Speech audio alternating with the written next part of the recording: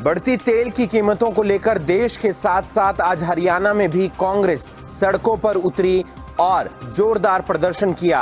वहीं सरकार बढ़ती तेल कीमतों को लेकर देश में अर्थव्यवस्था में सुधार लाने का हवाला दे रही है।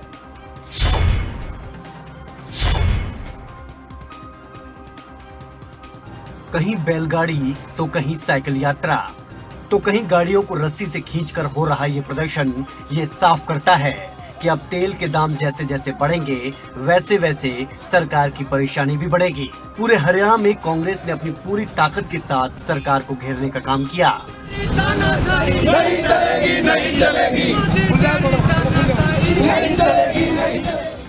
जिस धर्मनगरी में कभी कुरुक्षेत्र की लड़ाई लड़ी गई, आज वहां पर तेल के दामों को लेकर कांग्रेस सड़क पर उतरकर प्रदर्शन कर रही है। कुरुक्षेत्र के लघु सचिवालय में अशोक अरोड़ा की अगुवाई में धरना दिया गया और राष्ट्रपति के नाम उपायुक्त को ज्ञापन सौंपा गया। तो करनाल में कांग्रेस की प्रदेश अध्यक्ष कुमारी सैलजा की अगुवाई में सरकार को घेरने का काम किया गया। तेल डीजल की कीमत बढ़ती है तो वो हर वर्ग को प्रभावित करती है। ऐसा क्या कारण है कि ये मोदी सरकार ने 20-21 दिन लगातार तेल की कीमत बढ़ाते रहे। सरकार के खिलाफ इस लड़ाई में कांग्रेस के राज्यसभा सांसद और जूनियर हुड्डा भी नजर आए और सोनीपत में दीपेंद्र हुड्डा की अगुवाई में कार्यकर्ताओं ने जमकर नारेबाजी की।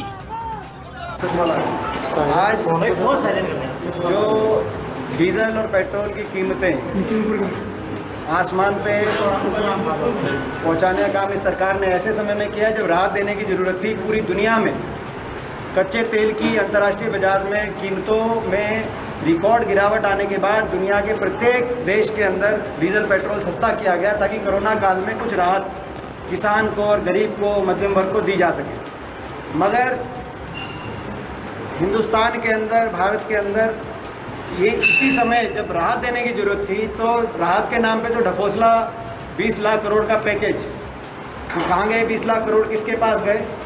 वो 20 लाख करोड़ में से मात्र कुछ हजार करोड़ पेट्रोल डीजल को सस्ते करने में ही लगा दो आप। पंचकुला, नारनौल, कैथल, फतेहाबाद समेत हरियाणा के अलग अलग हिस्सों में कुछ ऐसा ही नजारा देखने को मिला। हालांकि कृषि मंत्री जेपी दलाल तेल के दामों में हो रहे इजाफे के लिए भारत की चरमराई अर्थव्यवस्था को जिम्मेदार ठहरा रहे हैं, जो नामाकुल कोरोना की वजह से पटरी से उतरी हुई नजर आ रही है। देश के अंदर बहुत सारी समस्याएं, आर्थिक समस्याएं हैं। आज देश ये चाहता है कि हम गोला बारूद भी खरीदें, अच्छे अच्छे हथियार भी खरीदें और चीन जैसी ताकतवर सेना का मुकाबला भी करें। तो इसके बारे में अब विदेशों से जो चीज़ आनी है कोई फ्री में तो हमें देने वाला नहीं है। थोड़ा बहुत प्रत्येक नागरिक को इसमें सहयोग तो करना ही पड़ेगा।